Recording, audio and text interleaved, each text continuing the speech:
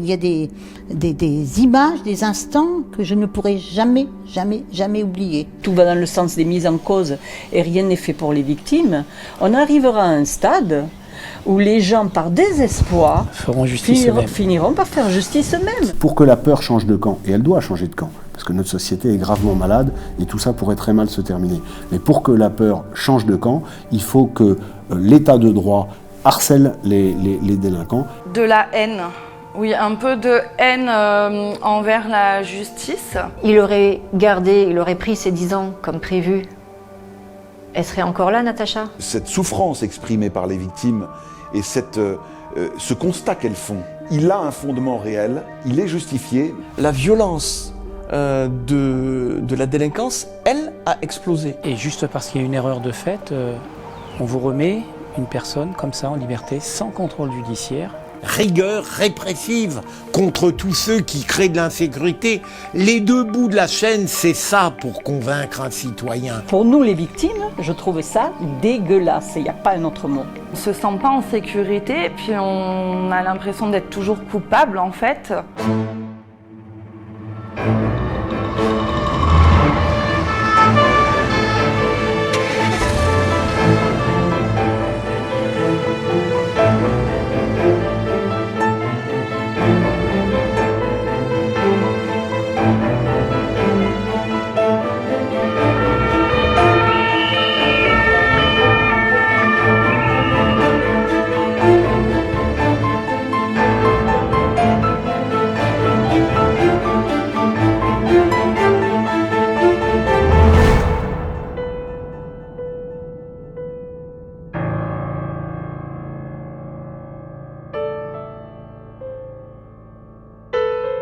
La justice en France, ce sont des affaires emblématiques. Pas seulement parce qu'elles furent exemplaires dans leur contenu, dans leur traitement, dans leur verdict. Elles sont emblématiques peut-être surtout parce qu'elles ont montré les failles d'un système bien souvent à la dérive.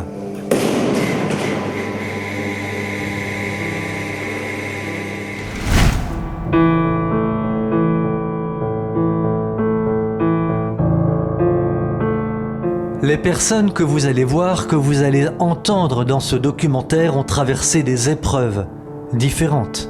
Mais elles ont tout un point commun entre elles. Elles ont été victimes des dysfonctionnements, parfois particulièrement graves, de la justice en France.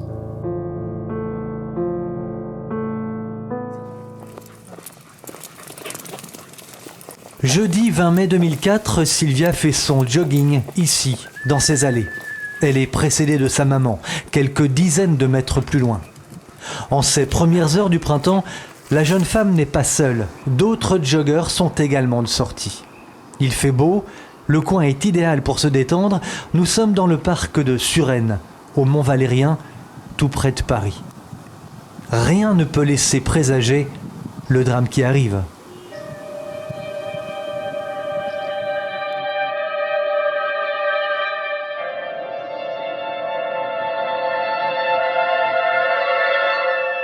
Dans quelques instants, en effet, Sylvia Peromingo va être la proie d'un prédateur sexuel. Elle a senti quelque chose. Elle vient d'ailleurs de ralentir son pas. Elle a pensé à faire demi-tour. Pourquoi ? Eh bien, parce que de toute évidence, cet homme, ici, est en train de l'attendre. En une fraction de seconde, l'individu se saisit de Sylvia par le cou et la jette dans le vide. La jeune femme fait une chute de 25 mètres. Comme par miracle, elle s'immobilise enfin, mais elle est brisée de partout.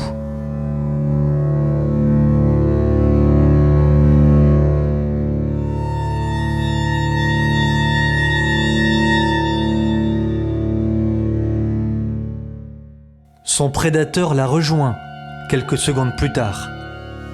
Menacée de mort, violée à de multiples reprises, le calvaire de Sylvia va durer 2 heures. Lorsque vous avez vu votre agresseur à quelques mètres, quelques dizaines de mètres, vous avez compris en tout cas que l'individu allait vous agresser. Oui, bah oui, ça c'est une chose qui me poursuit encore aujourd'hui. C'est-à-dire ? Dès que je passe auprès de quelqu'un et que je sens pas, que je me sens pas bien, je fais demi-tour. Parce que ce jour-là, j'ai pas fait demi-tour. Donc je le regrette encore aujourd'hui. Voilà. C'est comme ça. J'ai senti. Je me suis dit, ce gars, il est bizarre. Voilà ce que je me suis dit. Ce gars, il est bizarre. Je le sens pas. Il y a un problème. Je vais peut-être avoir une remarque désobligeante, quelque chose. Mais pas que. Je l'ai vraiment. Je me suis dit, bon. Et je suis passée quand même, quoi. Mais je voulais faire demi-tour. J'avais ralenti mon pas. Je voulais faire demi-tour. J'avais dit vraiment, je le sens pas. À mon avis, il n'y a pas que ça, il n'y a pas qu'une remarque. Ça se trouve, il va faire quelque chose, je ne sais pas. Je ne l'ai pas senti. Les circonstances de la fuite de Sylvia sont rocambolesques, mais la jeune femme parvient à s'échapper. Aussi grave que soit cette histoire, le plus grand scandale n'est pas là.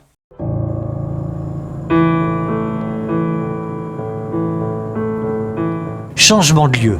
240 km au nord de Paris, non loin de Lille.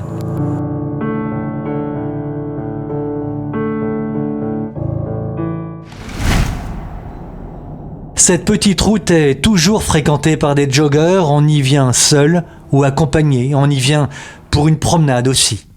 Comme elle en a l'habitude, Natacha, 29 ans, s'entraîne à courir ici et dans les parages. Nous sommes le 5 septembre 2010. Pour cette jolie jeune femme aux cheveux blonds, ce jogging sera le dernier.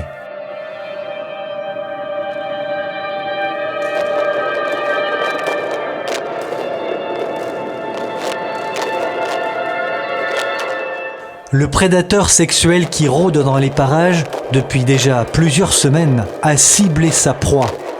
Il se jette sur elle, tente de la violer, avant de lui asséner une centaine de coups de tournevis dans le corps. Natacha Mougel est retrouvée dans un champ le lendemain matin, un crime atroce qui va bouleverser la France tout entière durant des semaines.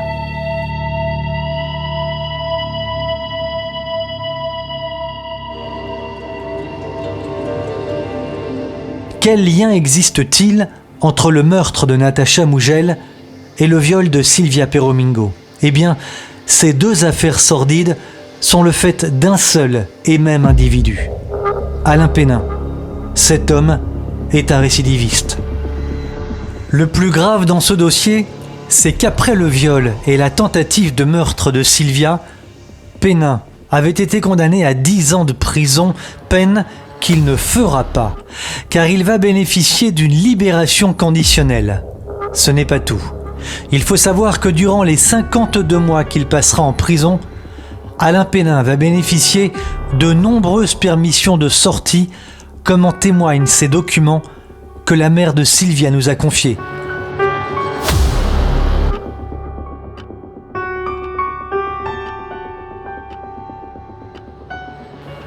Au bout du compte, la justice va libérer Alain Pénin au bout de 4 ans et 4 mois de prison seulement, et non pas 10.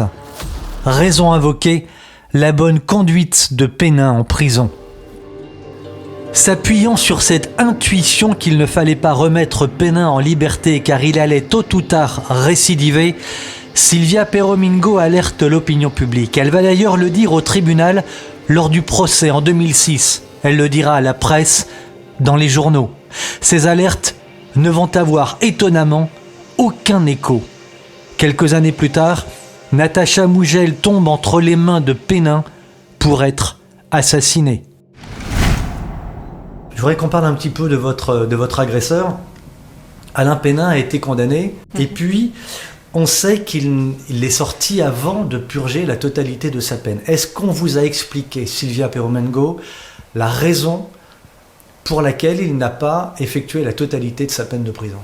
Alors, c'est un petit peu loin maintenant tout ça, mais il me semble que j'avais reçu un courrier pour me dire qu'il sortait. Je ne me rappelle plus, mais je crois que c'est ça. J'avais reçu un courrier pour bon comportement, en fait. Pour bon comportement. Pour bonne conduite. Pour bonne conduite. Donc, je me suis dit, ok, en prison, il y a quoi comme tentation? Ils ont quoi comme tentation en prison? Ils ont rien. Donc forcément, bonne conduite. Si la personne est assez intelligente pour avoir envie de sortir, il se comporte bien. C'est tout ce qu'il y a à faire. C'est trop facile. Donc il est sorti, oui. À ce moment-là, dans votre esprit, c'est quoi? C'est la haine contre la justice, contre le système? C'est des sentiments de révolte? Ah oui, ça. Sentiment de révolte? Ah ouais, un sentiment de révolte, la rage, quoi. Ce qui s'appelle la rage. Là, c'est plus un sentiment de colère, là, c'est la rage. Il aurait pris ses 10 ans comme prévu. Elle serait encore là, Natacha? C'est tout. Donc c'est de l'injustice totale. C'est tout.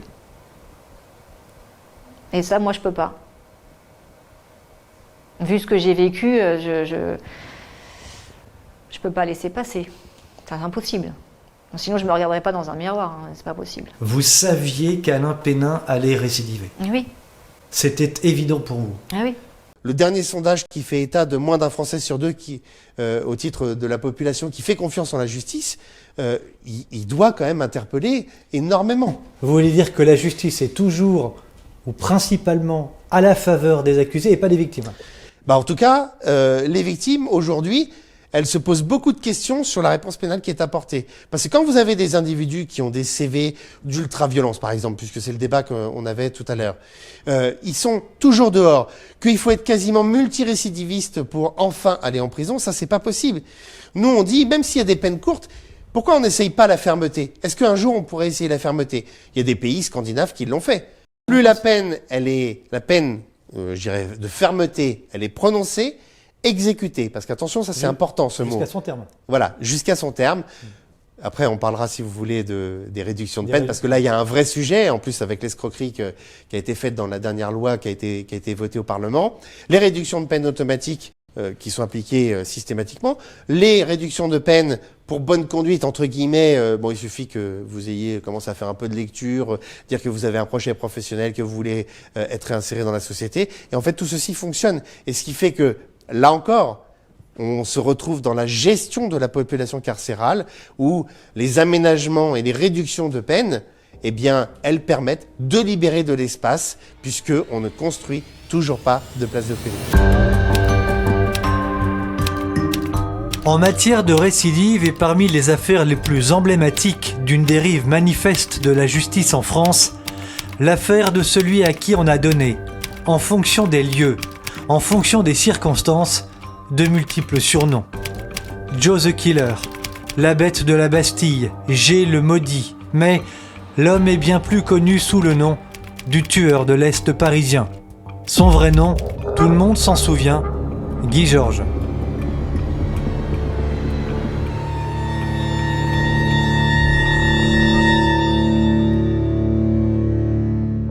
Guy Georges a été condamné le 7 avril 2001 à la réclusion criminelle à perpétuité, perpétuité qui, doit-on le rappeler, n'existe pas en France. L'homme s'était illustré dans les années 80, 90, 95, enchaînant meurtres, viols, agressions diverses. Ce multirécidiviste commence à faire parler de lui le 16 novembre 1981. Il viole une jeune femme, la laisse pour morte. La justice conclut à un non-lieu. On le retrouve plus tard pour une autre affaire. Condamné à 5 mois de prison, il est libéré 3 mois plus tard. Nouveau viol, nouvelle tentative de meurtre, il est condamné alors à seulement 18 mois de prison, peine qu'il effectue partiellement à Écrouves en Lorraine. C'est au cours de sa très courte peine qu'il obtient une permission de sortie pour bonne conduite. À peine est-il sorti que Guy Georges viole une autre jeune femme puis tente de la tuer. Pour ce fait, Guy Georges est condamné à 10 ans de prison. Le parcours judiciaire de celui qui va devenir le tueur en série de l'Est parisien fait une étape, ici, au centre pénitentiaire de Caen. À cette époque, tout le monde le sait, Guy Georges est un homme dangereux. À tout moment, il peut récidiver. Pourtant, à peine croyable, la justice lui offre un régime de semi-liberté. Au cours d'une de ses permissions, Guy Georges file sur Paris. Cette fois, il ne va pas se contenter de violer ses victimes, il va les tuer, sauvagement. Il y en aura 7.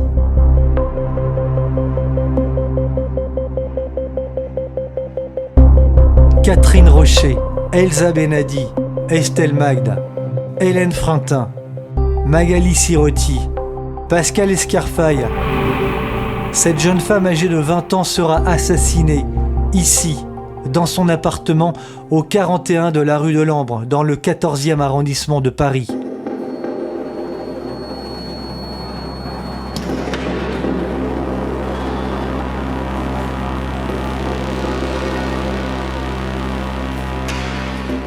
Dans son parcours macabre, toujours dans la capitale, le tueur en série va croiser une autre femme, âgée, elle, de 32 ans.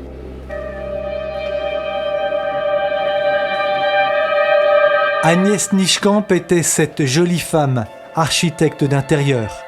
Au 75 rue du Faubourg Saint-Antoine, on s'en souvient encore. Elle a fait monter là. Elle a pris un verre avec lui? Oui, c'était une très belle femme. Et on n'a rien entendu. Hein. Et vous l'avez su comment, dans quelles circonstances? Parce que la police est venue nous voir pour savoir si on avait entendu quelque chose. Et puis après, on a su. Vous imaginez bien que c'est pas caché, quoi. Que vous êtes ici depuis longtemps? Oui, depuis très longtemps. Et donc, je vais vous montrer ces fenêtres. Là-haut, derrière les fenêtres de cet appartement, Agnès Nischkamp sera violée et assassinée. Lorsqu'en 2001, Guy Georges est condamné pour 7 meurtres et viols, la justice le condamne à la réclusion criminelle à perpétuité. Défaut de langage, on vient de le dire, car la perpétuité n'existe pas en France. Mais le meurtrier ne pourra pas sortir avant une peine de 22 ans de sûreté. À en juger par cet invraisemblable dossier, il semblerait que la justice française fasse tout ce qui est en son pouvoir, en effet, pour éviter la sanction et surtout pour ne pas mettre définitivement hors d'état de nuire d'aussi dangereux prédateurs. Une tendance qui existe depuis une 40aine d'années dans le pays est toujours à l'œuvre aujourd'hui.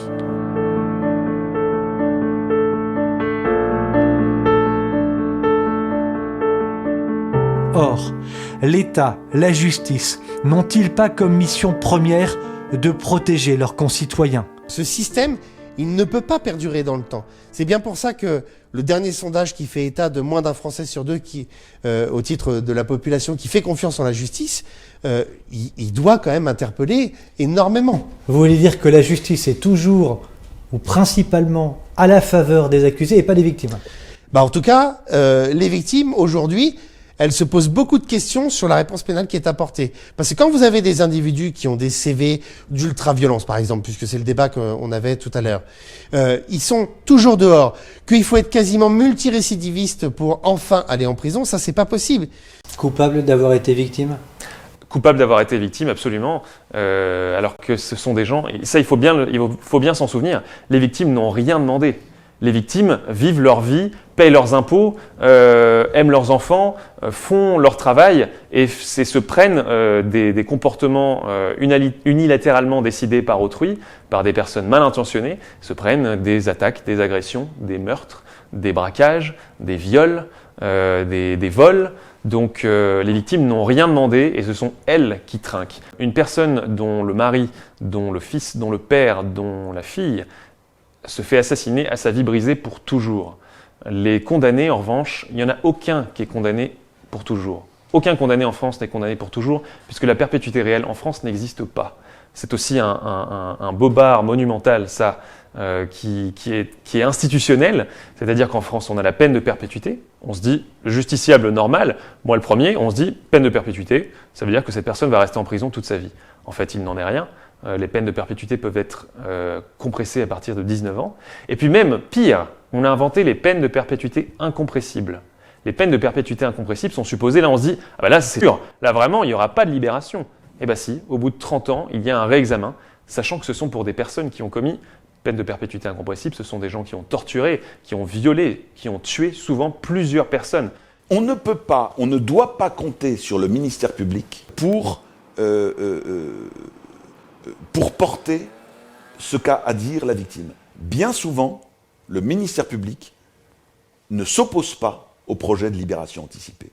Parce qu'il y a une logique hôtelière du parc pénitentiaire, parce qu'on manque de place en prison, et que bien souvent, il y a une espèce de consensus qui se dégage en vue de la libération anticipée des condamnés, même dans les affaires graves. Alors, je ne veux pas caricaturer, mais en tout cas, j'ai personnellement vécu aux côtés de victimes des situations qui aux yeux de nos concitoyens, n'est même pas croyable. Un tueur en série, libéré, condamné 2 fois par 2 cours d'assises différentes à la peine maximale, qui 2 ans après son procès sort parce qu'il a un cancer. Comment la justice française peut-elle remettre en liberté ou en semi-liberté des personnes condamnées à de lourdes peines? Comment peut-elle relâcher des personnes avant leur procès, a fortiori, si l'on sait qu'ils sont dangereux? À cet égard, l'affaire du meurtre de Philippe Manguillot est un triste exemple des dysfonctionnements invraisemblables de la justice française.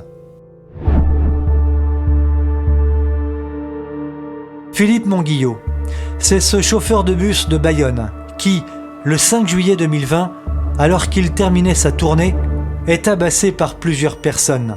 En pleine crise sanitaire, il venait simplement de leur demander de porter un masque sur le visage. Roué de coups, Philippe Manguillot s'est retrouvé en état de mort cérébrale. Il décédera 5 jours après son passage à tabac, le 10 juillet.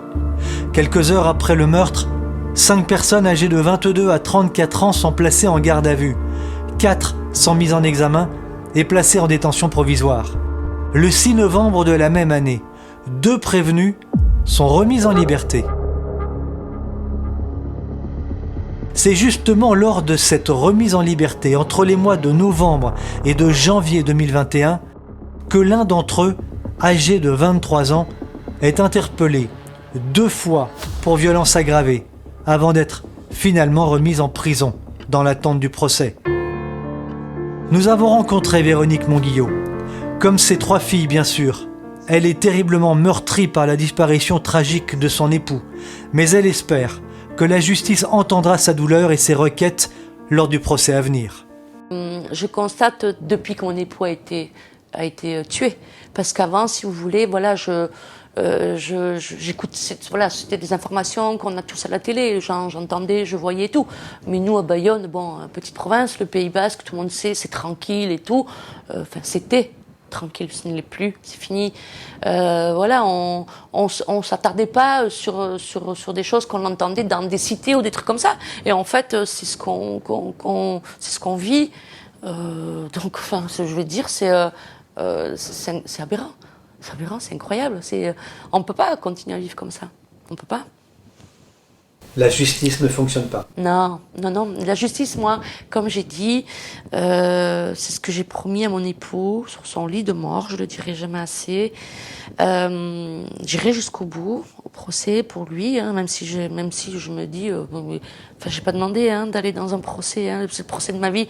J'ai rien demandé. Moi, je travaillais, mon époux travaillait. Voilà, on était comme une famille modeste, normale. On ne demandait rien à personne. Et puis, en fait, on se retrouve, voilà. Enfin, je veux dire, on voit ça dans des films, mais pas nous, quoi. Enfin, et j'ose espérer, oui, que la justice va m'entendre, que la justice est à bout de souffle. La justice est malade, mais j'ai un espoir quand même par rapport à notre procès, que mon mari ne soit pas mort pour rien, que la justice soit exemplaire, la peine exemplaire. Véronique Manguillot attend désormais la date du procès. Nous quittons Bayonne pour nous rendre dans le sud-est de la France. Nous avons rendez-vous avec une jeune femme. Son nom, Lauriane Berken. Âgée de 15 ans, dans l'appartement d'une rue de son village natal, Lauriane est victime d'un viol en Réunion. 2 jeunes hommes, âgés de 23 et 24 ans, sont identifiés et placés en garde à vue. Ils effectuent 12 et 15 mois de détention provisoire, mais 18 mois avant le procès, ils sont relâchés, mis en liberté, placés sous contrôle judiciaire. Il est important de savoir dans ce dossier que l'un des deux est un récidiviste. Lauriane, vous êtes donc violemment agressée par 2 individus. Comment réagissez-vous lorsque vous apprenez que vos 2 agresseurs sont remis en liberté?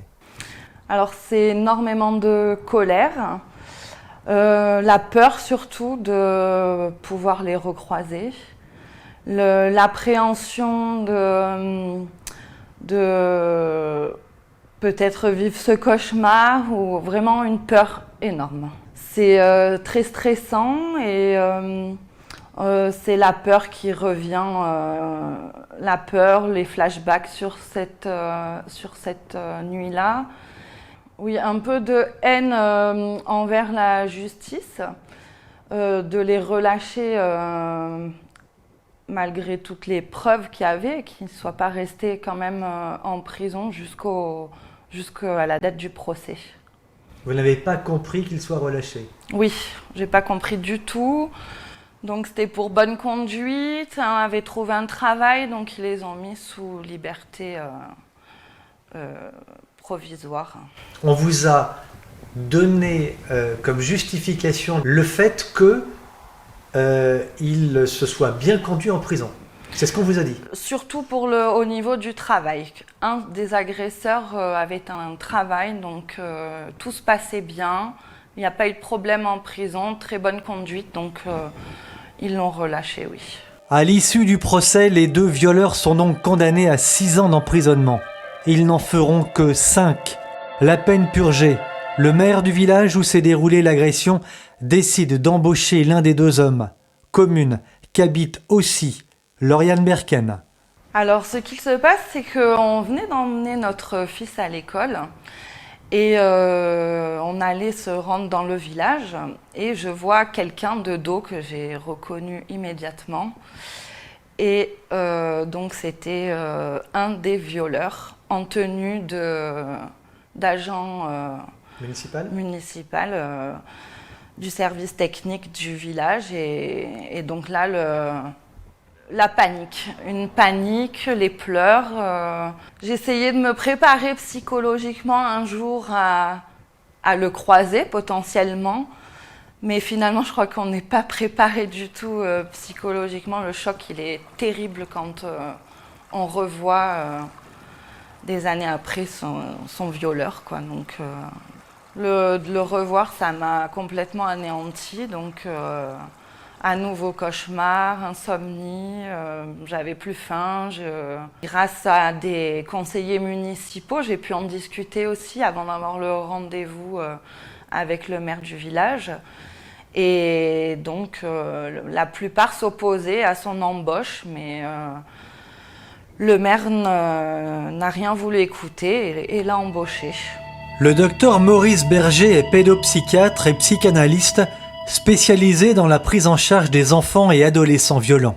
Que dire, docteur, des victimes de viol? Alors, les victimes de viol, effectivement, j'ai pris en charge plusieurs personnes en ce qu'on appelle le MDR, enfin, c'est le mode de traitement proposé par la Haute Autorité de Santé. Ces personnes ont souvent ce qu'on appelle un syndrome de stress post-traumatique. C'est-à-dire qu'elles vont éviter certains endroits, qu'elles vont éviter certaines personnes qui rappellent l'agresseur, et surtout, les cauchemars. C'est-à-dire des rêves répétitifs toutes les nuits. Je pense à des rêves où la personne est en situation d'impuissance complète, personne ne vient l'aider, et tant que ça n'est pas traité, ça ne guérit pas spontanément. C'est quelque chose qui est fixé dans certaines zones du cerveau, ce qu'on appelle la mémoire traumatique, et si ça n'est pas traité, ça va handicaper la personne à vie. Et c'est comme le traumatisme invisible. Ce que je vous ai dit, les troubles attentionnels, les TOC, etc. Le syndrome de stress post-traumatique, les experts qui reçoivent les victimes, comme ça ne se voit pas, comme c'est pas sur une radio un os cassé, sous-estiment la gravité de cela. Ce qui fait que une victime, elle a 4 traumatismes. Ce qu'elle a subi dans son corps, le syndrome de stress post-traumatique, l'expertise qui sous-estime énormément ce qui s'est passé. C'est pour ça que moi je téléphone aux avocats des victimes.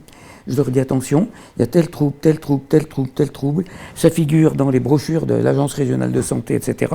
Vous devez plaider là-dessus. Sinon, la victime, excusez-moi, mais se fait avoir. Et le 4e traumatisme, c'est le verdict lorsqu'il n'est pas à la hauteur. Voilà ce que c'est qu'être une victime souvent. Dans l'affaire Lauriane Berken, on a pensé aux accusés, à leur réinsertion. Mais visiblement, on n'a pas pensé à la victime. Pour échapper aux agressions verbales, pour fuir les menaces permanentes qu'elle dit subir de la part de l'un de ses agresseurs, Lauriane Berken a été contrainte de quitter son village natal pour aller vivre ailleurs, quelque part en France.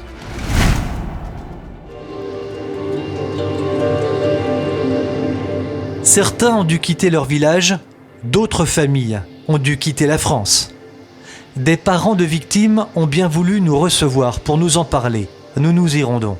C'est à près de 1000 km de là où nous sommes. Pour des raisons que vous n'allez pas tarder à comprendre, nous ne vous donnerons ni la région, ni le pays d'Europe où cette famille a été contrainte de s'installer. L'affaire tout d'abord, elle concerne Jérémy Sancier, un jeune homme âgé de 19 ans. Le 22 août 2009, Jérémy participe à la fête d'été du village de Naï, au sud-est de Pau. Il est 2h30 du matin lorsque sur ce pont, le pont de Clarac, une bagarre d'une violence inouïe, disent les témoins, éclate.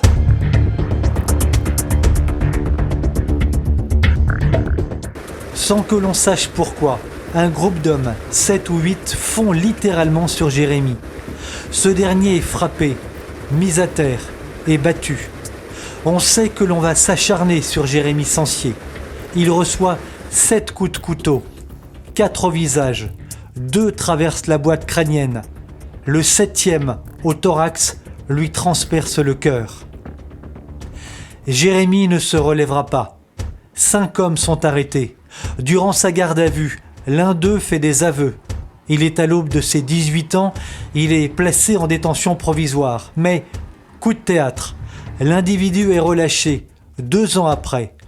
Les avocats de la défense invoquent un vice de procédure. Cet élément du dossier, le meurtrier présumé, retrouve à l'époque une avalanche d'articles dans la presse judiciaire, car les parents de Jérémy, révoltés par la décision qui vient d'être prise, multiplient les déclarations.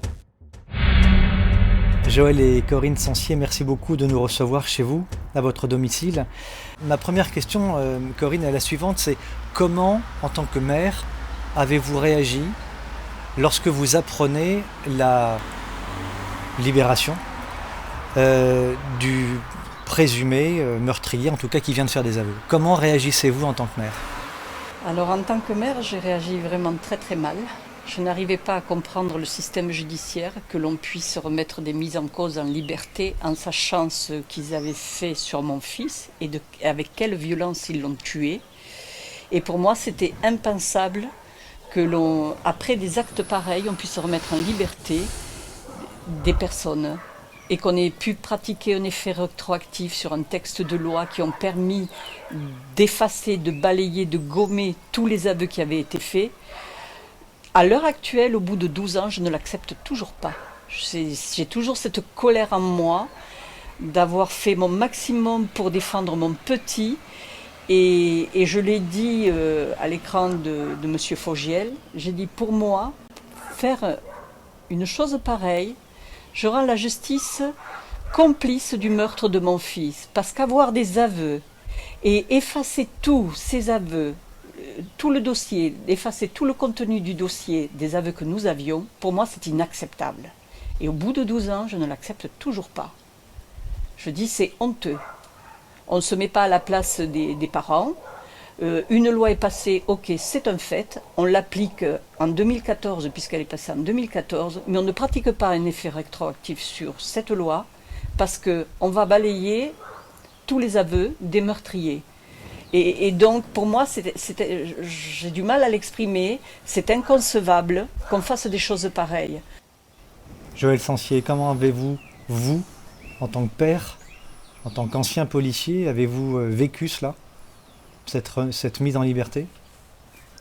C'était complètement inacceptable. Qu'est-ce qu'on peut rajouter de plus? Une telle aberration commise à la suite d'un simple vice de procédure, juste parce que, au final, il y a une demande de fait par les avocats de la défense qui doit être traitée dans un délai de 3 mois, et puis cette dernière est traitée 5 mois. Et juste parce qu'il y a une erreur de fait, on vous remet une personne comme ça en liberté, sans contrôle judiciaire, alors même qu'on sait qu'elle elle a fait des aveux durant l'instruction et qu'elle a avoué le meurtre qu'elle avait commis sur Jérémy, en donnant des détails des plus infamants sur la manière dont les choses s'étaient passées. Et on vous remet cet individu dehors, juste parce qu'il y a eu un vice de procédure. Vous appelez ça de la justice, monsieur? Justice française? Non, c'est pas de la justice française, ça. C'est... je sais même pas quel nom lui apporter. Non, je suis désolé, je peux pas accepter. Il y a beaucoup de personnes qui devraient changer de métier parce qu'ils n'ont pas leur place. Pour rendre la justice de cette manière-là, qui changent de métier, qu'ils aillent vendre du poisson, qui vendent des chaussures, qui vendent des lunettes sur la plage, mais qu'ils n'essaient pas de rendre la justice parce que c'est insultant pour les familles de voir de quelle manière elle est rendue. Je n'accepte pas tout ça. Au bout du compte et au terme d'une invraisemblable procédure judiciaire qui va durer 37 mois, le meurtrier présumé à l'époque, celui-là même qui avait été relâché, va écoper de 15 ans de prison. L'un des agresseurs, le frère du meurtrier qui avait participé au meurtre de Jérémy et qui va être condamné à 4 ans de prison, est relâché au bout de 9 mois seulement. Invraisemblable. Mais ce n'est pas tout. Provocation ou pas, l'intéressé qui avait déjà 6 condamnations à son casier judiciaire pour violence ou menace de mort vient s'installer dès sa sortie de prison à 10 km du domicile de Joël et de Corinne Sancier. En laissant un individu comme celui-ci revenir à peine 10 km de chez moi, on me donne la possibilité, sur un coup de sang, par colère, par vengeance, de tomber sur lui et de lui faire la peau. Qu'est-ce que vous croyez que j'ai fait quand on est venu me dire que cet individu habitait à 10 km de chez moi? J'ai pris ma voiture, je suis parti. 5 minutes. Il m'a fallu 5 minutes pour le trouver. Je suis reparti chez moi. J'en ai pas parlé à Corinne. Je suis reparti le lendemain avec la moto de Jérémy, parce que la mienne, on la connaissait de moto. Moins de 3 minutes après, j'ai retrouvé l'individu. Vous croyez que j'y suis allé juste pour le regarder? Non, j'étais parti avec une idée bien précise en tête. Celle de peut-être commettre l'irréparable. Je suis rentré à la maison et j'en ai discuté avec Corinne, sans lui expliquer les raisons du geste que j'avais accompli, d'aller au-devant de cette personne-là, qui ne m'a jamais vu d'ailleurs. Et j'ai fait comprendre à Corinne qu'il fallait qu'on parte. On ne pouvait pas rester en France. Pourquoi je vais prendre le risque de rester en France et je vais commettre ce que j'ai toujours envie de commettre, hein. Entendons-nous bien, aujourd'hui, je n'ai pas pardonné. Et je me dis que non, la meilleure des choses à faire, c'était pour se préserver nous et préserver mes 2 autres enfants et mes petits-enfants. Il fallait qu'on s'en aille. Mais compte tenu de la situation et compte tenu que de la justice on ne peut rien attendre, parce qu'ils nous font des textes de loi mais ils ne les appliquent pas, et quand c'est appliqué c'est très mal appliqué parce que tout va dans le sens des mises en cause et rien n'est fait pour les victimes, on arrivera à un stade où les gens par désespoir feront justice eux-mêmes. Finiront par faire justice eux-mêmes. C'est ça qui va se passer. Parce que j'ai entendu des parents de victimes dire « je vais le faire ». Et si les mères des victimes n'étaient pas là pour servir de garde-fous, il y a longtemps que des pères de famille seraient passés à l'acte. Seulement, on raisonne les époux, on préfère déménager, c'est pas que l'on baisse les bras en déménageant. C'est parce qu'on veut sauver nos familles. Et donc, quel choix va nous laisser la justice si elle continue dans cette voie-là? En quittant la France, Corinne Sancier, Vous avez fait le choix de sauver votre famille. Et de sauver mon époux. J'ai tout sacrifié pour que lui soit bien. Parce que moi, je suis honnête, j'aime Joël, je le dis haut et fort, je ferai tout pour lui, mais c'est un crève-cœur d'être loin de mes enfants et de mes petits-enfants. Contraint de quitter son village ou son pays pour s'empêcher de se faire justice soi-même et commettre l'irréparable. Comment est-ce possible qu'un système judiciaire oblige en France à de telles extrémités? Nous avons rendez-vous avec Thibaut de Montbrial. Le célèbre avocat parisien nous reçoit dans son bureau. Nous lui avons demandé de réagir aux propos de Corinne Sancier. Ce que dit cette dame relève en fait d'une évidence humaine. Et cette évidence humaine, il faut la garder à l'esprit à chaque fois qu'on parle de la justice. C'est que en matière de crime ou plus généralement d'atteinte aux personnes, la victime a beaucoup de mal à admettre ce qui lui est arrivé, et lorsqu'on a affaire à des délits ou à des crimes graves, comme en l'espèce à un homicide, ce qui est arrivé est et restera insupportable pour ceux qui survivent.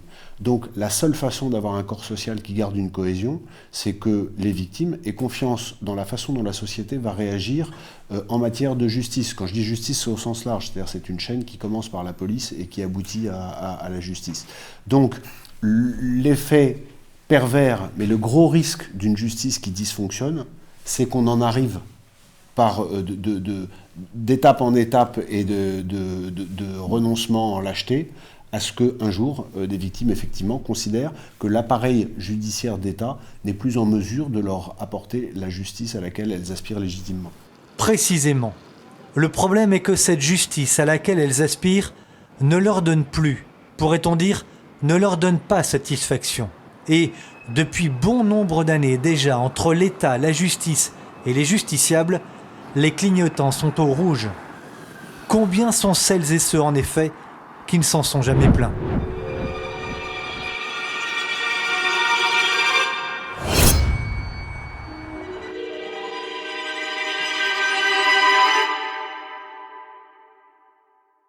Juge d'instruction puis avocat général, Philippe Bilger a été au service de la justice durant près de 40 ans. Je ne crois pas que la justice soit en état d'élitement, mais je ne suis pas naïf au point de méconnaître la fronde, l'attente, le désespoir même de beaucoup de citoyens.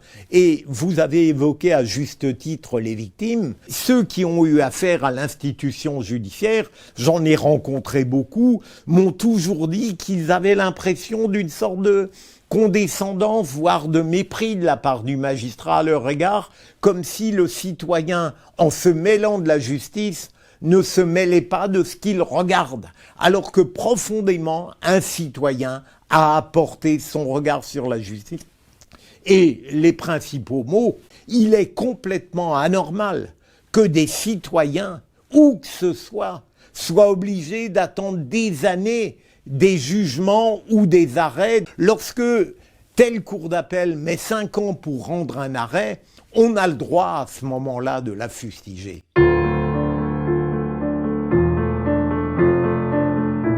Parmi les affaires emblématiques de la lenteur des procédures judiciaires, justement, en même temps que la complexité extrême des procédures pénales, il est un dossier qui dépasse l'entendement, le dossier du meurtre de Jérémy Rose. Le jeune étudiant âgé de 27 ans avait été tué par deux jeunes hommes, Grande rue Saint-Michel à Toulouse, un soir de juillet 2011. Jérémy Rose avait reçu un coup de poignard dans le ventre. Entre le soir des faits et la condamnation des meurtriers, Hicham Mouaki et Driss Arabe, il y avait eu 4 procès. La procédure qui s'est achevée début 2021 a duré 10 ans au total. 10 ans sans pouvoir faire son deuil, tout simplement invivable pour une famille qui a perdu un fils. Alors en 2011, l'agression, le meurtre. En 2014, un premier procès à Toulouse. Condamnation à la réclusion criminelle à perpétuité pour l'un, 20 ans pour l'autre. En appel, puisqu'ils font appel. Montauban, 2017. Même condamnation réclusion criminelle à perpétuité pour l'un et 20 ans pour l'autre. L'individu qui a la condamnation à réclusion criminelle à perpétuité se pourvoit en cassation. Donc nous venons d'avoir en mai 2021 le 3e procès qui s'est déroulé à Toulouse. Et là, il est définitivement condamné à 30 ans de réclusion criminelle. Comment expliquez-vous comment la justice s'est justifiée de ces procès à répétition, parce que cela a duré un nombre d'années incroyable. 10 ans. 10 ans. Elle ne s'est pas justifiée.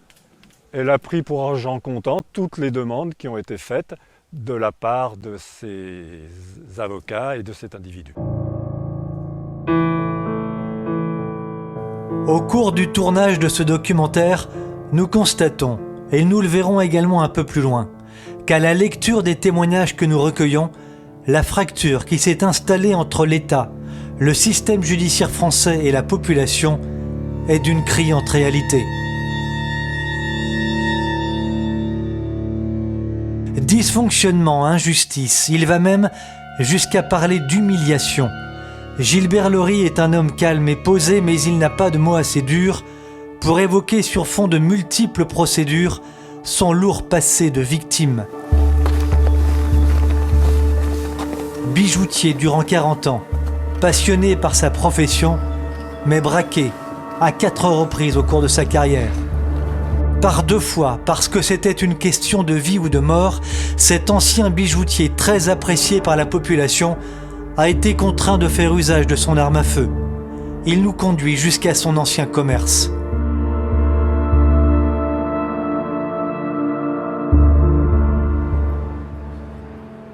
Nous sommes à Bron, une petite ville de la banlieue lyonnaise.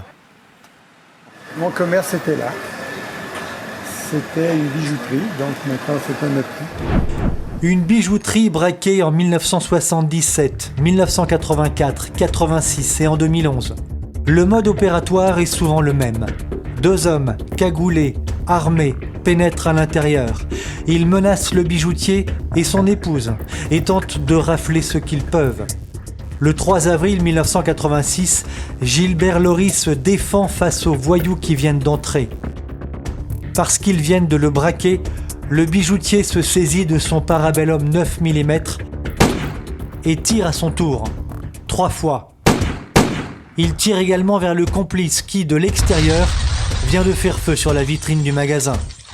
Atteint à la tête, tué sur le coup, Béchir Géziel s'écroule. Son complice, lui, s'enfuit.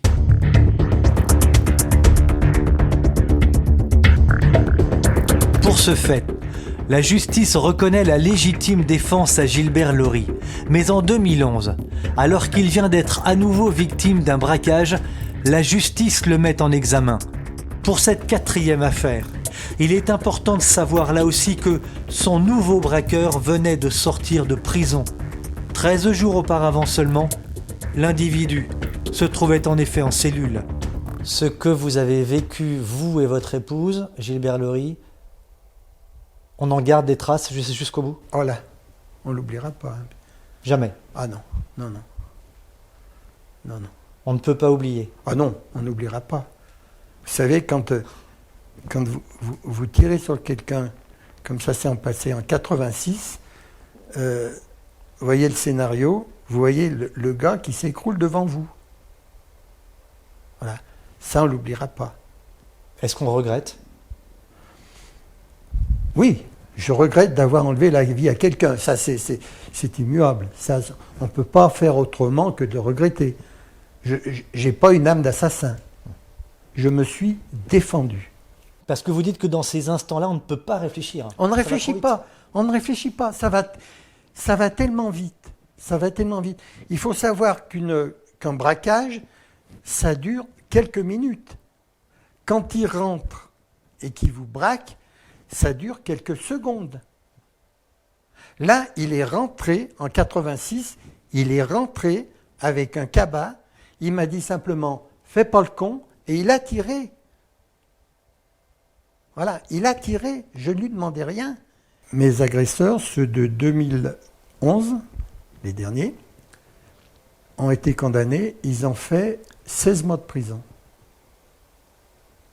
Et ils sont ressortis parce que un des deux, celui que j'avais blessé, pendant qu'il était en prison, a eu un bébé. Voilà. Donc, il était content de retrouver son bébé. Et l'autre, qui a toujours nié être rentré, voilà, lui, du fait qu'il niait être rentré, il est sorti en même temps. Ils ont fait 16 mois de prison. Est-ce que vous avez compris, Gilbert Lery, que la 3 ou 4e fois, la justice ne vous reconnaisse pas la légitime défense? Comment l'expliquez-vous? Je ne sais pas. Je ne sais pas. Peut-être que... Vous avez cherché à comprendre ce qui... Oui. Vous avez dû trouver ça injuste, j'imagine. Tout à fait. D'autant plus injuste, c'est que d'abord, je suis passé de victime à coupable. Voilà. J'ai été inculpé de violence volontaire avec arme, alors que eux ont simplement été condamnés pour tentative de vol. Voilà. Parce qu'ils ont toujours nié avoir une arme. Comme si on pouvait faire un braquage sans arme. D'ailleurs, quand il est rentré, il m'a dit « Je te braque. Lève les mains, je te braque. » C'est ce que vous avez dit au tribunal, j'imagine. Tout à fait. Qu'est-ce qu'on vous a dit? Rien. Ce qu'a fait Gilbert Lery, c'est quelque chose que je comprends. Gilbert Lery s'est retrouvé, alors qu'il était tranquillement en train de faire la comptabilité de sa bijouterie, il s'est trouvé brutalement confronté à un bruit un peu fort, il a levé les yeux et il s'est retrouvé face à un individu qui était à 3 mètres de lui et qui l'a pointé avec une arme en lui disant « fais pas le con ». Et donc, il faut se mettre à la place de ce monsieur qui avait déjà plus de 60 ans, qui était tranquillement un matin comme un autre en train de faire sa comptabilité et qui tout à coup s'est trouvé face au canon d'une arme. À ce moment-là, si vous voulez, la réaction, ça dépend déjà de comment on est organisé, ça dépend de si on a une arme ou pas, ça dépend de plein de choses. Mais il se trouve que Gilbert Lery, qui avait déjà été braqué, avait une arme à côté de lui à son bureau. Et ce qu'il a pensé, ce qu'il a dit aux policiers, aux juges, évidemment à moi, c'est qu'il a cru que l'individu allait tirer. Donc, de ce fait, il était face à une situation de mort imminente, il a pris son arme et il a fait un tir de riposte à l'imminence de la menace. C'est quelque chose qui est prévu par la loi et qui aurait dû et qui devrait, dans un monde normal, aboutir à ce qu'il ne soit pas mis en cause. Alors, les juges sont quand même très embêtés parce que ça fait presque 10 ans que l'affaire est en cours. Et je ne désespère pas d'obtenir pour lui soit un non-lieu, soit une relaxe ou un acquittement selon la juridiction où il serait éventuellement renvoyé. Cette affaire qui traîne depuis 10 ans n'est malheureusement pas terminée. En juin 2020, et pour ce 4e braquage, justement, Thibaut de Montbrial, l'avocat de Gilbert Lery, a fait une demande pour obtenir un non-lieu de son client. La victime doit en effet prouver que les 2 voyous qui ont braqué ce jour-là étaient bien armés. Légitime défense condamnée par la justice, on ne peut évoquer l'affaire Gilbert Lery sans évoquer l'affaire du braquage de Cambrai, dans le nord de la France. C'est là que nous décidons de nous rendre. Nous avons pris rendez-vous avec la veuve d'un bijoutier, Monique Bouquignot. C'est à plus de 5 heures de route de la banlieue lyonnaise.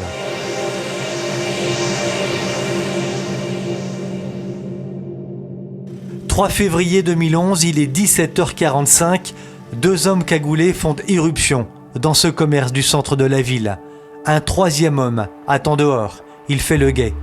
À quelques mètres de là, un voisin témoin de la scène se dirige tout droit vers la bijouterie car il pense que quelque chose de grave est en train de se dérouler.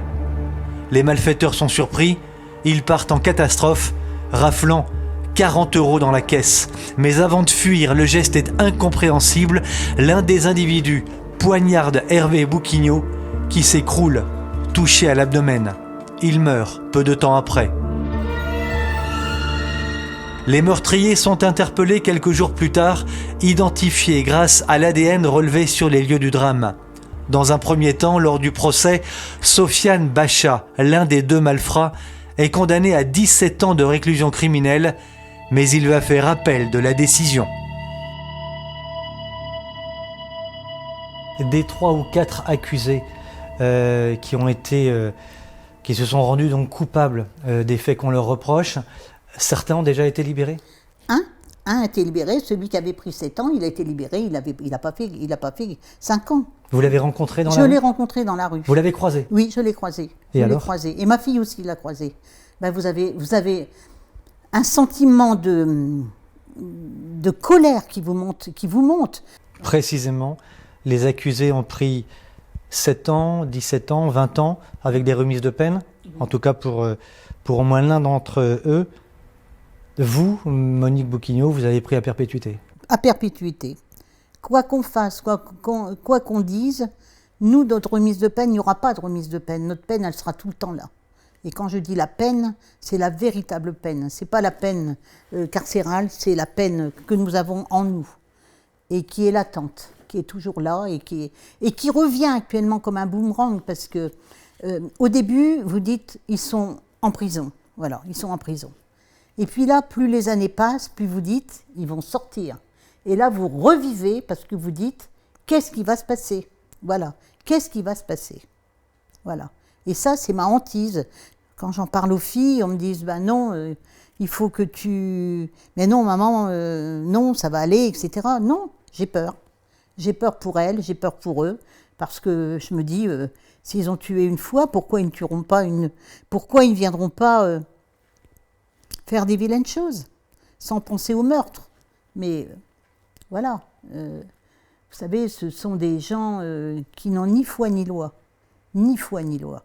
Quand vous pensez que celui qui a tué mon mari, qui n'a pas tué mon mari, qui a donné les armes, etc., il est venu repérer les lieux, il est rentré dans le magasin, il a demandé à essayer une chevalière, donc il a tenu la main de mon mari avant de passer aux actes. Quand vous pensez qu'on peut pardonner à ça, qu'on peut faire des remises de peine à ces gens-là, jamais, jamais, jamais. Et si je devais défendre les causes, je serais très virulente, vraiment très virulente. Parce que c'est inadmissible de devoir écourter des peines qui ont été mises, qui ont été prononcées, et que, voilà, on leur fait un cadeau, Et nous, qu'est-ce qu'on va avoir comme cadeau? La peine de continuer, la peine, et encore la peur, et la peine, et la peur, et la peine, et on va vivre comme ça jusqu'à la fin de nos jours. Ce qui compte, c'est d'avoir à l'esprit que la partie civile, alors qu'elle était accueillie dans le procès pénal normalement, avec un relatif équilibre des droits jusqu'au procès de jugement, eh bien à partir du moment où on rentre dans la phase d'application des peines, la victime, alors qu'elle est première concernée par ce qui va être décidé, eh bien là, elle est écartée de toute possibilité de voie de recours quand la juridiction de l'application des peines rend sa décision de libération anticipée. C'est ça qui n'est pas normal. Une victime devrait pouvoir exercer une voie de recours, devrait pouvoir contester la décision du juge de l'application des peines ou du tribunal de l'application des peines en saisissant la chambre de l'application des peines, c'est-à-dire la cour d'appel qui doit contrôler ce qu'ont fait les premiers juges. Le condamné a cette possibilité. Un condamné qui se voit refuser une demande de libération conditionnelle ou une demande de libération pour motif médical, ce condamné, il a le droit de faire appel. Et pourquoi pas? Et c'est très bien. C'est normal, puisqu'on a judiciarisé l'application des peines. Puisqu'on a fait de l'application des peines un procès avec des voies de recours possibles. Très bien.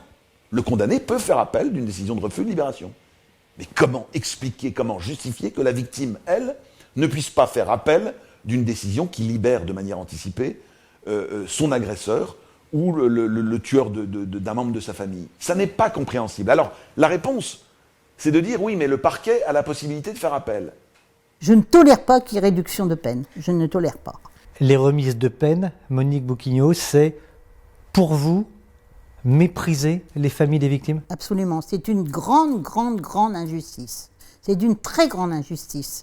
Parce on est puni, on doit faire sa punition jusqu'au bout.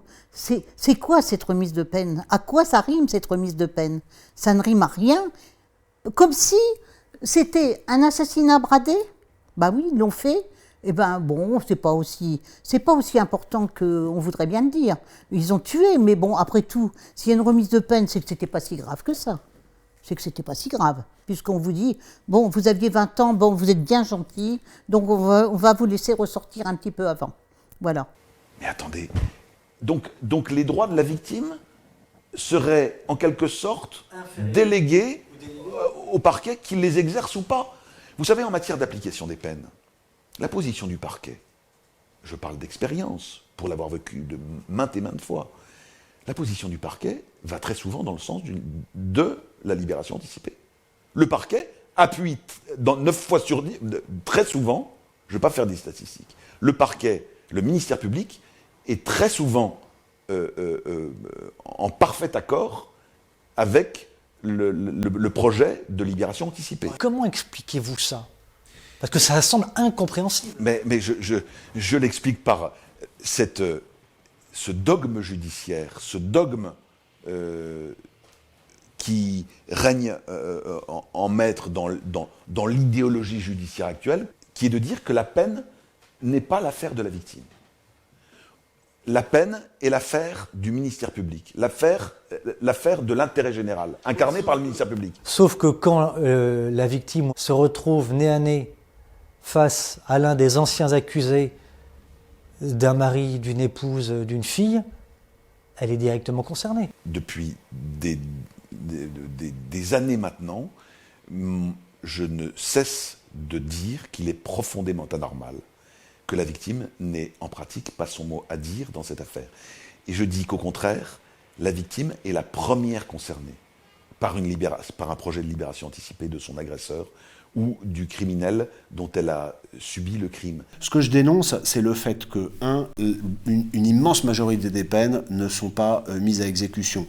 2, au moment où la peine est prononcée, le système est tellement complexe que personne n'est en mesure de savoir combien de temps va durer la peine. 3, c'est que les remises en liberté conditionnelles sont aujourd'hui utilisées comme variable d'ajustement parce que nous n'avons pas assez de places de prison. Et qu'en réalité, il y a une circulaire, qui est notamment la fameuse circulaire Dupond-Moretti qui a été prise il y a 2 ans, qui est une circulaire qui, je ne rentre pas dans les détails, mais qui globalement donne instruction au parquet de jouer avec l'exécution de la peine comme variable d'ajustement de nombre de gens qui sont en prison. Avec un effet pervers terrible, parce qu'en fait le fond du problème, il est là où je vais vous le dire, c'est qu'aujourd'hui il n'y a pas de certitude de la peine. C'est-à-dire que le condamné, le système vertueux, c'est pas un système trop sévère, c'est un système juste et certain. C'est-à-dire qu'un délinquant sache que, il va se faire attraper par la police, condamné par la justice, de façon certaine, pas de façon excessive, de façon certaine.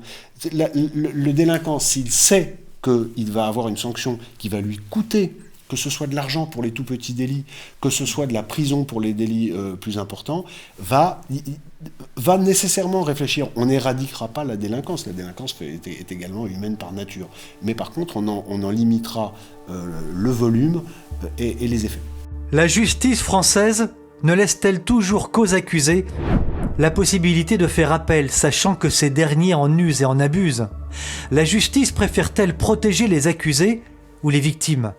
Une justice à sens unique? Autant de questions plus que jamais d'actualité et qui restent malheureusement des schémas de certitude dans l'esprit de plus d'1 Français sur 2 aujourd'hui. Le meurtre de l'époux de Monique Bouquignot, ce bijoutier de Cambrai, a eu lieu il y a 10 ans. Si Monique Bouquignot continue de vivre douloureusement son deuil, elle vit maintenant dans l'angoisse, celle de rencontrer un jour, dans la rue, le meurtrier de son mari. Oui, je suis coupable d'avoir été victime, parce que les victimes, c'est débrouille-toi, donc fallait pas... Quelquefois, je me dis, on a engendré un événement. Cet événement, on l'a engendré, mais c'est pas nous qui l'avons engendré. On nous a forcés, on est venu nous voler une vie. Alors que nous étions dans l'exercice de notre profession, que nous étions dans l'exercice d'être parents, d'être grands-parents. On nous a fauché tout ça. Et au travers de tout ça, notre vie est fichue. Et il y a surtout, cette histoire qui revient, ce souci qui me revient de dire ils vont sortir, je risque de les croiser, j'ai peur, y aura-t-il pas de représailles, etc. J'ai pas peur pour moi ma vie elle est faite, j'ai peur pour mes petits-enfants, j'ai peur pour mes enfants, qui eux sont toujours en activité, ils sortent beaucoup plus que moi, etc. Donc ils sont beaucoup plus sollicité dans le monde, etc. Et oui, j'ai peur. Oui, j'ai peur. J'ai peur. Parce que quelqu'un qui a tué une fois, pourquoi il ne reviendrait pas une deuxième fois? Monique Bouquignot a une autre raison de vivre inquiète. 2 ans seulement après le meurtre de son époux, elle était la victime d'une agression sauvage qui a bien failli lui coûter la vie. 2 individus l'ont tabassée avant de s'enfuir avec la caisse. Il y a les affaires criminelles qui défraient la chronique. Guy Georges, Pierrot le Fou, Alain Pénin, Patrice Allègre, tant d'autres encore. Mais il y a un autre type de violence, celui-là endémique, et dont il semble que l'on ne veuille même plus parler, tant cette violence est devenue banale. Vol, agression à l'arme blanche, agression sexuelle, viol, trafic, règlement de compte entre bandes rivales, cette délinquance a globalement explosé. Alors l'explosion de la délinquance, la présentation qu'on en fait dans les médias et la réalité sont 2 choses complètement différentes. L'explosion de la délinquance date déjà d'il y a environ, j'allais dire, une vingtaine d'années.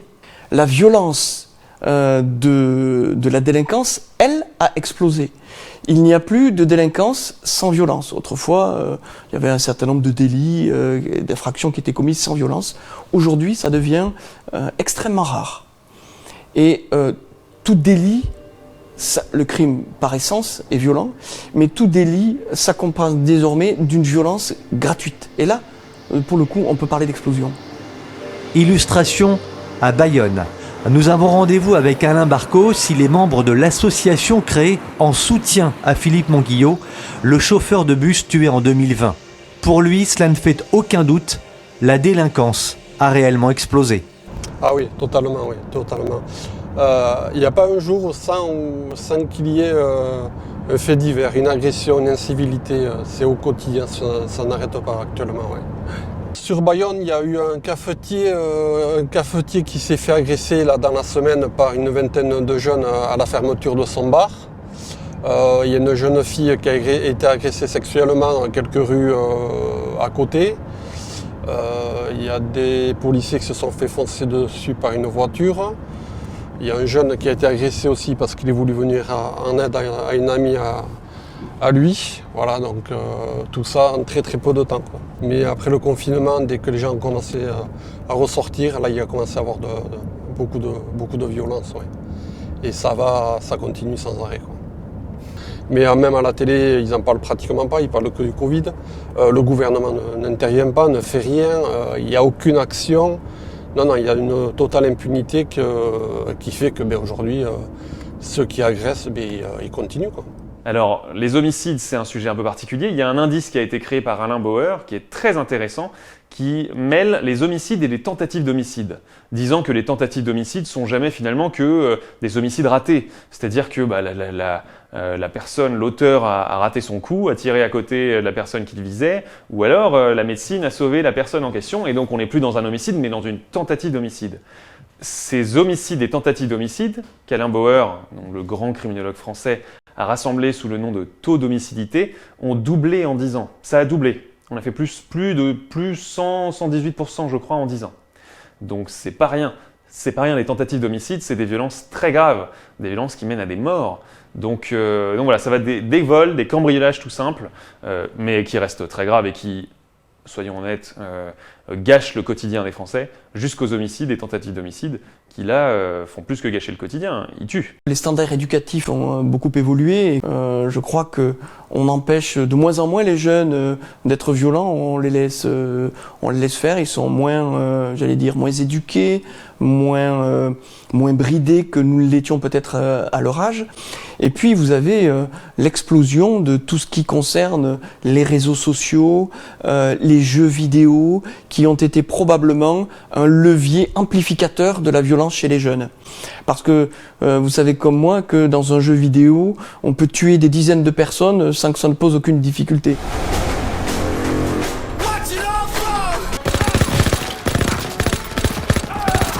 Les jeux vidéo, en effet, ont envahi Internet. La violence des jeux proposés, le réalisme impressionnant, parfois effrayant des graphismes, participe, beaucoup de spécialistes le disent, à provoquer de graves dégâts auprès de certains adolescents.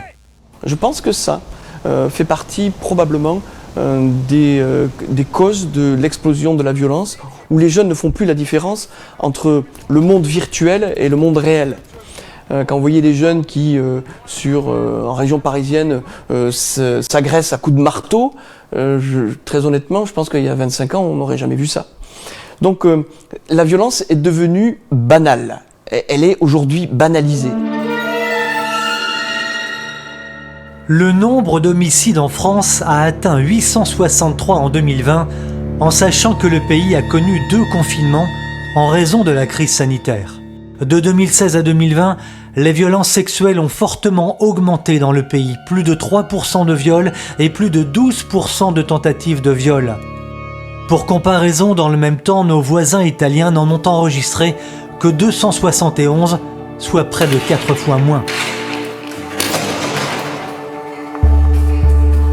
En 2018, une enquête de l'INSEE révélait que 812 000 personnes âgées de 18 à 75 ans déclaraient avoir été victimes de violences physiques ou sexuelles. Mais bien plus impressionnant, lorsque l'on regarde les chiffres sur 20 ans, le nombre de victimes de coups et blessures a littéralement explosé depuis 2000, plus 149%. Un peu plus de 100 000 victimes en 2000, plus de 260 000 20 ans plus tard.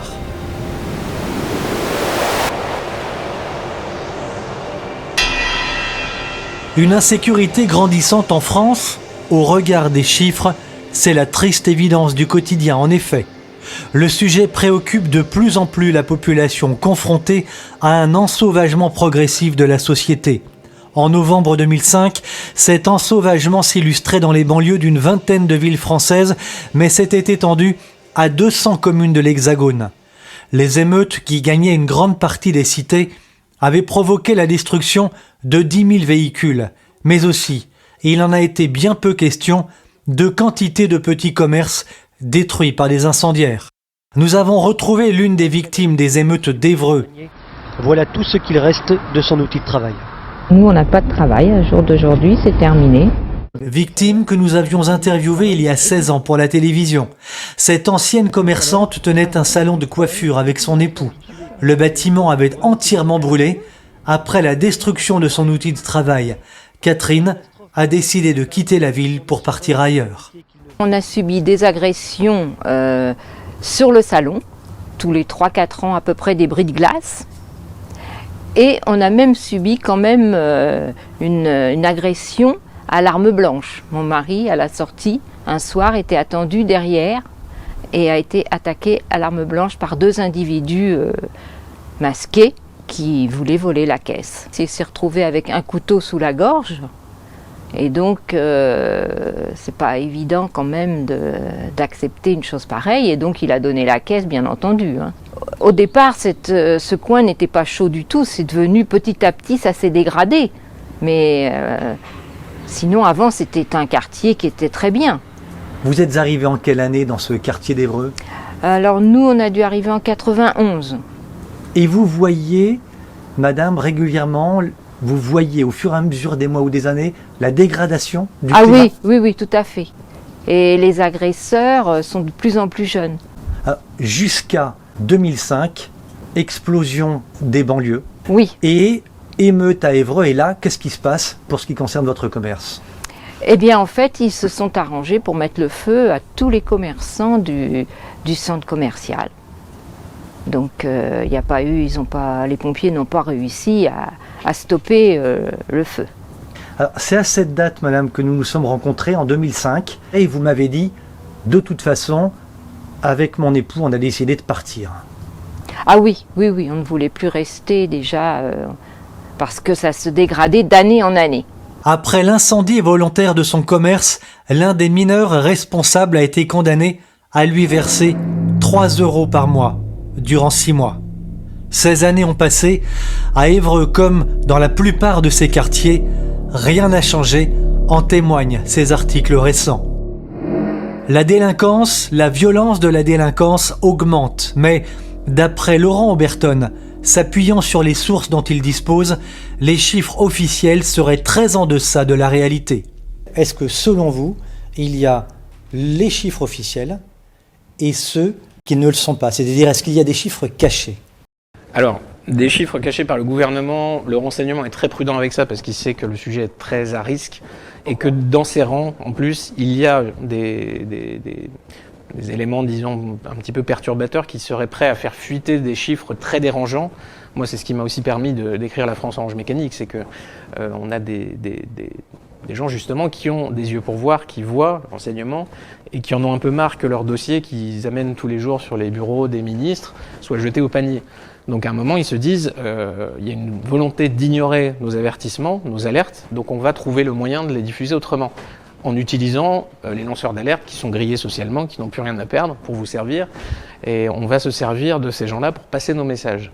Donc on ne peut plus faire ça, le gouvernement est très strict là-dessus, c'est pour ça que les indicateurs précieux, l'observatoire de la délinquance, ont été pulvérisés, parce que ça devenait vraiment gênant.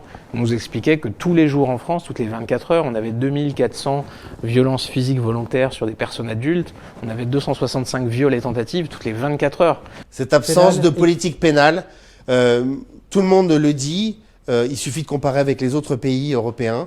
Il manque plus de 40 000 places de prison pour être ne serait-ce qu'au niveau de l'Angleterre. Aujourd'hui, on nous dit on n'a jamais été aussi ferme dans les peines de prison prononcées, qu'il y a un taux de réponse pénale. Rappelez-vous ce chiffre qui a été pratiquement revendiqué par le garde des Sceaux de pratiquement 90%, 88 exactement, de réponse pénale. Oui, mais dans les réponses pénales, il y a les peines alternatives. Et en fait, quand vous faites le détail, vous êtes à moins de 20% de peines d'emprisonnement prononcées sur l'ensemble des affaires poursuivies. 20%. Qu'on arrête de nous parler de fermeté à 20% d'emprisonnement. Mais pourquoi? Parce qu'on fait de la gestion de la population carcérale. Parce que la France a été condamnée. Parce qu'on est en surpopulation carcérale. Et c'est bien ça le débat d'aujourd'hui. Et en plus, en rajoutant par-dessus l'histoire de la radicalisation dans les prisons, eh ben, on est en train de construire des incubateurs à radicalisation en faisant de la concentration. Les renseignements dont vous disposez, mais vos contacts personnels, j'imagine qu'ils sont nombreux et solides, vous confirment, vous disent, les chiffres ne sont pas exacts? Ils représentent une infime parcelle de la réalité judiciaire en France. Ils vous le disent? Oui, bien sûr. Et c'est dramatique parce que c'est même pas la pointe de l'iceberg, c'est-à-dire que c'est un petit morceau d'un bout de glaçon d'un iceberg énorme. Donc c'est ça qui est dramatique avec ce sujet, c'est qu'on le voit, il est là, il est partout dans la presse, tout le monde le sait, tout le monde sait très bien qu'il faut éviter tel quartier, que dans les écoles, la situation se dégrade, on utilise des mots polis, on dit les violences en milieu hospitalier, tout d'un coup les patients sont devenus moins patients, qu'est-ce qui se passe? Et c'est partout comme ça, le harcèlement de rue, c'est un phénomène, ça n'existait pas, on ne sait pas d'où ça vient. Les Français se sont mis à être très, très grossiers, curieusement. Que se passe-t-il dans notre pays? Et enfin, la solution est évidente, tout est là, le problème est très clair, mais on décide de ne pas le voir. Absence de places de prison, surpopulation carcérale, gestion hôtelière de cette population pour tenter de désengorger artificiellement les maisons d'arrêt notamment, des éléments inaudibles pour les victimes et les familles de victimes. Inaudibles car les gouvernements passent et les difficultés deviennent non seulement grandissantes, mais elles semblent insolubles. Une chose est certaine, cette gestion hôtelière des prisons se déroule sur une toile de fond qui ne cesse de s'aggraver. L'explosion de la délinquance. Ce cocktail explosif aboutit naturellement à une justice de plus en plus éloignée du justiciable. Tous les sondages en témoignent. Le violeur et tueur en série Patrice Allègre, condamné pour le meurtre de 5 femmes, est libérable depuis 2019. Qu'en sera-t-il? Quant à Guy Georges, il est libérable lui aussi en 2022. Mais après 35 années d'une vie faite de vols, de viols et de meurtres, est-il réinsérable? C'est à la justice de répondre.